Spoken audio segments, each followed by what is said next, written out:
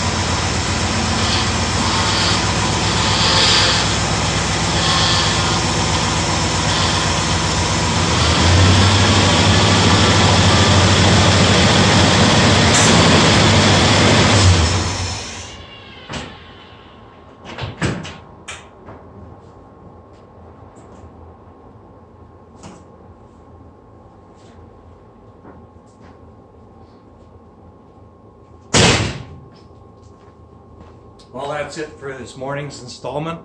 I'll let you know how we progress. You can hear the power steering is whining like crazy. I've got to get that bled out, get the air out of that. That's one of the first things I'm going to do. First thing of many little things that need to be done to get this car back on the road. Shout out to the folks at Vice Grip Garage and at Bad Chats. Enjoy your shows.